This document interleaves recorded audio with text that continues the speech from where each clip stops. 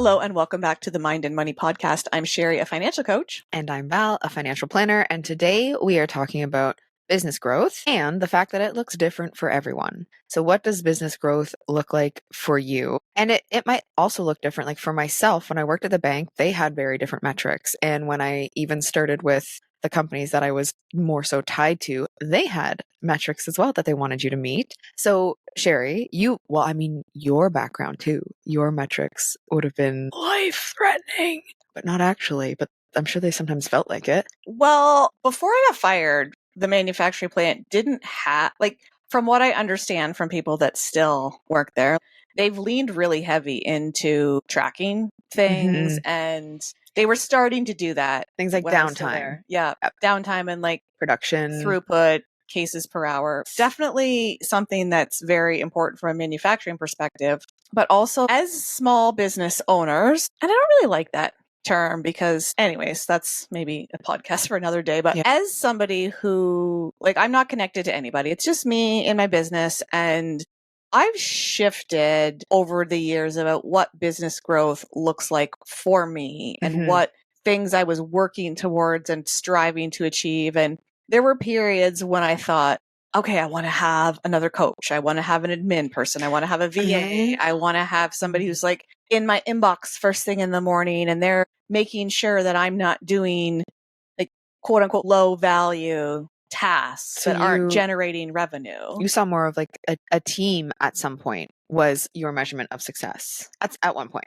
Well, I think that probably was connected to specific income goals and metrics. And that was what I saw as success is a growing business where you're having more people come in and it's not just you. And not that I didn't have people that could have come in and done that, but I worked with a couple of virtual assistants and throughout just kind of sporadically in my business to do specific tasks. And it's really helped to identify for me is that, okay, I have a hard time letting go. But as an entrepreneur with ADHD, I also change how I do things week to week, month to month, and look for more efficient ways to do them and look for different ways to add automations to reduce the admin part of things. And all of those things, along with, I don't want to put together standard operating procedures so that somebody can come in and just know exactly what to do. Because even when I had those things in place, it was still okay, you're supposed to do this, this, this. And by you, I mean virtual assistant and admin person. It's did they do that? And if they did they do it? And it's this is so fucking irrational. Did they do it to my standards? It's not irrational though, because your business is you. So I totally get that. So you're well, I do think it's a little bit irrational because my standards some days are so low in the areas of my business that aren't as impactful. Client work, shit for clients. That wasn't something I was ever prepared to let go. But some of the marketing things and just sometimes there's just going to phone this in this time. So that's why I say it's a little bit irrational sometimes. So measurements of success, you have gone through and seen how that has changed for you over the years as a business owner. What would you say today, how do you measure your success in business? So I do still have metrics like income that I'm going to get better at tracking for 2026. But for me, the one thing that I'm looking at is I've got boundaries around how many clients I can start with per month. And I have the key thing that I'm focused on to not burn myself the fuck out in my business is how many client coaching hours do I have the capacity to do to deliver to my clients at a really high level each month? And that's something that, I say I'm really not good at tracking things. That's something that I do track pretty consistently. Does that metric come from a time when you were burning yourself out? No, I never got to that point. So you did not get to the point of burnout and then say, oh crap, I need these boundaries. Right. Well, I feel like though in your corporate career, manufacturing career, chronic burnout. Your nervous system was she was fried, living on a prayer. She was in a frying pan on high constantly, just burnt to the bottom. But that current metric of how many coaching hours per month is kind of based on a couple of days where I'm whew, that was a busy day or a week Mhm. that I felt like that. And then I take a step back and look at, okay, how many client coaching sessions did I have that week or that day? And that's helped me to fine tune my days and weeks, but also my months, because my client scheduler, which I love her, it allows me to set up what are the maximum number of hours per day. I don't think it allows me per week, but the per week part is based on the days that I have available and the hours that I have maximum that I'll have coaching sessions that allow people to book per day. So it's my focus has really shifted to no, this is just going to be me. Yeah. What's my capacity and what does that look like as far as business structure and coaching? And I keep going back and forth to think about, like, is group coaching something I want to have in there? I love the one-on-one, but the group coaching aspect of it is for me, I can help more people and I can help people at a lower price point. So it's more accessible.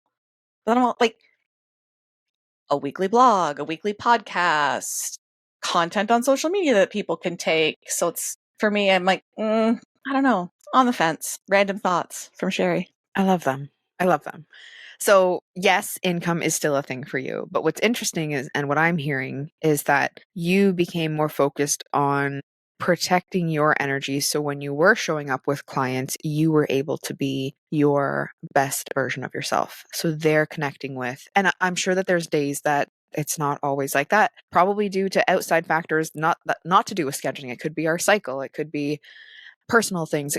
Who knows? It could be because you couldn't get the compressor piece to go into the compressor hose and your tire was flat. You were going to lose it. But Disappointed. And this is, well, it's kind of related, but there have been times too when I've woken up in the morning and, like, I've just felt like today wasn't my day. I wasn't on the ball. Yes. I wasn't going to show up 100% for coaching sessions. And on those days, I've reached out to clients and said, like, I'm fine. I'm feeling a little off. We can still meet, but if you're open to reschedule, Yeah. I'd be down for that too. And generally they're like, oh yeah, you do what you need to do today. And I think schedule. That is knowing you're working with your ideal clients, which is a podcast episode to come. So continue to listen. So I will steal the mic for a second and say, I went through, like, the bank, you had a report card and it was sales focused, and I can remember they would read the report card in front of everyone. Yeah. So toxic. So there was, like, the shame element. I was always at the bottom. Always, always, always. And I have no shame in that. In the moment, it felt crappy because you weren't rewarded for that or praised. But it was sales focused. It was, if there was pop-ups, did you get them to accept it? Did you get them booked in? It was very, can you push product successfully? Good work. Oh, good work every month. Here, how many stars did you get? Oh, good work. Oh, good work. So I left that, went independent. And even through all of my mentors and coaching in the early years, it was very much so pushing, again, still sales focused, doing the math on how much you'd make on a life insurance policy. And I still to this day cannot do that math, and I don't care. I do not care. So one of the mentors, he said to me about 2 years in, he's like, I've noticed something about you. And I was like, go on. Like, here we go. Yeah. And he's like, if you don't want to do something, you won't do it. And I was like, it was like referring to the sales aspect when if it didn't feel aligned with me, I wouldn't do it. And he was the one that wanted you to practice your script. He wanted you to make a video of you doing your script and rewatch it. He was one of the better ones. I also had ones. Anyways, I could go all day. It's just, and I think that's one of the big things that's wrong with so many financial professionals, is that they're following those toxic metrics to push things on their clients, whether they're a good fit or not, to get their check mark, to get their good report card. And it's got so many people leery of, well, I don't want to work with somebody. Right, because you'll sell me something. Yeah. Right? So yeah, in my, like, friction points of being like, this isn't right for me. Like, I'm not supposed to be here. I don't fit in. I don't follow the checklists. I feel uncomfortable presenting things in the way that they want me to present them. But I just had to pivot, and I just had to ensure that I was doing what I felt was best for the clients and educating them, empowering them, and also putting myself in their shoes and going, would I want this? Would this make sense for me? And that has been pivotal. I'll say things like to the young client, we're working on the first home savings account. And I said, we're looking at getting a mortgage. You guys are young and healthy now. If I were you, I would get life insurance. This is why. I'm not going to force it. That's not why we've connected, but I think it's really important. And so just using truly from the center of my soul, saying, what would I want? Yeah. What do I wish I would have done? Versus you need Here's to have a whole this life insurance policy. It's yes value. Oh my God. yes yeah. Anyway, we could go deep on that. So for years, I spent really like rubbing up against the metrics that were set and being like, that does not feel good for me. And then going towards metrics that did feel good to me. So looking at how many families am I helping? Did we save them money? Are we working towards their goals? Just changing what you're putting into it and releasing the outcomes that don't align with you. Yeah. And like focusing on what you want your life to look like and then looking at how your business can support that. And I will be the first one to fucking cheer you on if you're like, yes, I have this business. I want to grow. I want to have 10 staff, 100 staff, 1,000. Like that is amazing. And if that is like, go get it. And I used to feel, I don't know if imposter syndrome, but I used to feel like, oh, do I really want to share that I don't want those things? Oh, interesting. But I want my business to support the slower life that I want to lead. I can achieve that like financially and from like a balance perspective with it just being me. So then, you send me an email. It's me you're hearing back from, not somebody pretending to be me or an admin person. I love the personal touch of it. Right. But where someone who is looking to build that team, that's not their measurement of success. So it's them being okay, not judging that, and you being okay, embracing it and proudly being like, no, this fits me. So when you are looking at your goals and your business measures and success, truly block out the noise. Get very clear and comfortable with what is important to you and why. And if something comes up that you're like, oh, this is like sitting with me, like, oh, I need to make 6 figures. Number one, do you need to make 6 figures? Look at your numbers. Look at your numbers. Number two, is that belief something that's stuck on you from someone else? And does it actually fit for you? Or did it just happen to be like, do you need to just roll it off? Roll it off. Choose a different fuzzy to focus on. If you want to make 6 figures or 7 figures or 8 figures, that is fucking amazing. But if you're putting pressure on yourself to hit a certain metric in your business because that's what you think you should be pursuing to be quote unquote successful, then maybe just take a step back and evaluate it and really thinking, what do you want your days to look like, your weeks, your months to look like? And yeah, for me, it's slow. And it's interesting because this is also work I've had to do. There's a gross feeling that comes up when a goal doesn't align with me, similar to the metrics that like the bank and my early mentors put in place. But then setting a goal that is large also brings up a gross feeling. So it's different. Like, even if it's a goal that you believe in. Yes, but it's differentiating and tuning in to be like, do I feel nearsighted because it's a big goal, but it is in alignment? Or do I feel grossed out because this isn't actually for me? So they're not necessarily the same feeling, but previous Val would have kind of put them in the same bucket and been like, right? So taking time, slowing down, feeling the feelings. Yeah. Is a goal out of alignment or is it just feel scary, challenging? So like, what does business growth look like for Val? It'll probably change if we talk about this in 12 months, but this has changed over the years for sure. Vision has always been connected to a web of like-minded experts. I've loved that, and I have continued to build that web. And when it comes to my business, I've always been put the work in, trust where the money will flow, and that's always happened. I love working with more ideal clients. This year I had a client where I wasn't fast enough for her and my life has been going through a transition period and she went to a different financial planner and it felt like, yes, there was like a small grief. And I was like, no, I sent her a message. I said, I wish you well. Godspeed. Yes. Yes. And when the transfer came in for her investments to move, because they always send like, I think that they send you an email to be like, you can try to recover this. And I'm like, no, thank you so much. I'm letting this go. Please continue. And it's those clients where you're like, like that was a measure of success, because I'll say Val in early business years probably would have lost sleep, would have been anxious, would have been overcompensating to try and prove that I was enough and I was the right fit, and clinging, right? Like scarcity, realizing that she would have taken up. Now I'm like, she would have needed more than I could give. And if there's someone else that she's better aligned with, amazing. So it's that well wishes. And there was a client that every time we met, I'm like, I just can't connect. I couldn't connect. And I was with them for a number of years, and then they did transfer out. And when I saw the transfers out, I was like, oh, damn, because I couldn't crack the shell, but it was also like, good.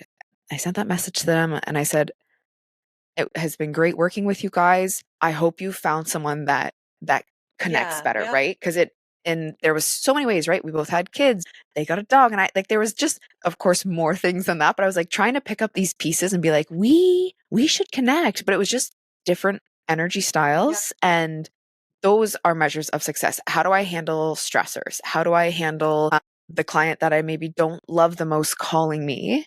How do I handle the inbox getting fuller? So it's more gauging how I say goodbye to things and how I say hello to things and how I'm keeping up with things. Yep. Yeah. I'm going to challenge you here. I love all of those things. Of more ideal clients, that's amazing. So you seem very like resistant to tracking like actual things that you could track. And I just wonder, why? Like, it is okay for you to want to make money and actually at the same time, like, want to help a certain number of families that are ideal clients. And like, I would say once or twice a year, I do look at income that's come in. It's kind of like, I get the sense that there's like some bad juju around tracking the dollars. There's definitely a bit of resistance. And then another way that head office would also like you to track is AUM, so assets under management. So how much are you managing? Yep. Are you taking care of? And last year I was pretty good at checking it monthly, but then also market fluctuations change that. Clients that are in retirement, drawing down investments change that. So I would check in, but it wasn't the one that fulfilled me the most. Yeah. So it was like, okay, cool. It would be like in a health journey. Let's say I was really big on paying attention to the scale, and now and then I took my measurements, but I was like, oh, okay.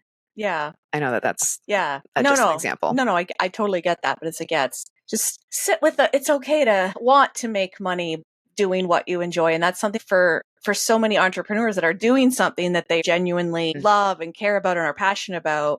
That sometimes brings up that resistance to, oh, well, I can't earn this much. I can't charge this much. I do probably need to do some work around it, because I know I still do. And for a lot of years, I did a lot of pro bono work because I do love what I do. Yeah.